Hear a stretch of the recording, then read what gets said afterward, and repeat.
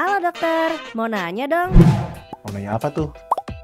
Dok, saya biasanya minum kopi tiap hari.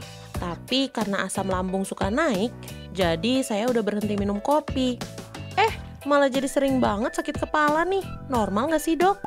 Oh yes, cukup sering ditanyain juga nih. Jadi kalau yang tadinya udah rutin banget mengonsumsi minuman berkafein, termasuk kopi gitu ya, terus tiba-tiba berhenti nih. Nah, sakit kepala memang bisa aja muncul, tapi sebenarnya hal ini wajar.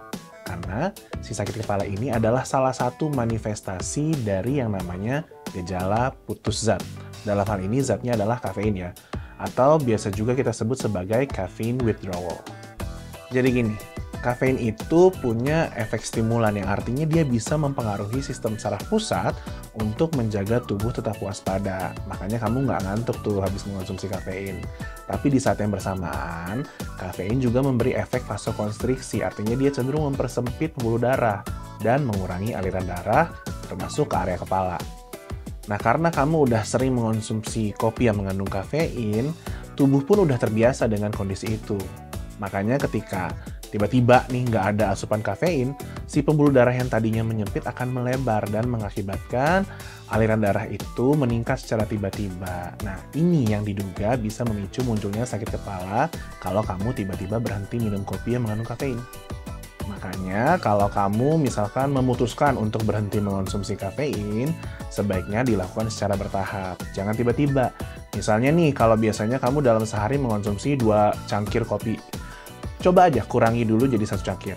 Kemudian setelah beberapa minggu terbiasa, mulai pelan-pelan dikurangi sampai benar-benar stop minum kopinya. Kalau sakit kepala gara-gara berhenti minum kopi tuh, cara ngatasinnya gimana ya, Dok? Well, sebenarnya caranya itu terbilang cukup sederhana ya, yaitu dengan mengonsumsi minuman kafein juga. Tapi porsinya lebih sedikit dari yang biasanya. Karena kan pada dasarnya sakit kepala ini muncul karena tubuh tuh bisa dibilang kayak kaget lah. Karena tiba-tiba nggak ada asupan kafein yang masuk kayak biasanya. Jadi cara biasain tubuhnya adalah dengan mengurangi sedikit-sedikit asupan kafeinnya. Atau bisa juga diganti minuman kafeinnya. Kalau misalkan biasanya minuman kafeinnya itu kopi, bisa coba ganti ke teh yang asupan kafeinnya lebih rendah. Selain itu, penting juga untuk memperbanyak minum air putih ya. Nggak cuma untuk mencegah dehidrasi yang juga bisa bikin sakit kepala, tapi rutin minuman cairan non-kafein seperti air putih itu bisa membantu tubuh kamu beradaptasi untuk nggak minum kopi maupun minuman berkafein lainnya. Kemudian, kalau perlu, kamu juga bisa mengonsumsi obat yang mengandung kafein. Tapi ingat, harus dikonsumsi sesuai dengan anjuran dokter dan jangan lupa untuk membaca aturan pakai yang tertera pada kemasan obat. Hindari menambah atau mengurangi dosis sendiri, serta hindari menggunakan obat melebihi jangka waktu yang sudah dianjurkan. Terus, kamu juga bisa kompres dingin di bagian tengkuk dan leher, terus jangan lupa untuk cukupin istirahat. Oke? Oke deh, makasih ya, Dokter.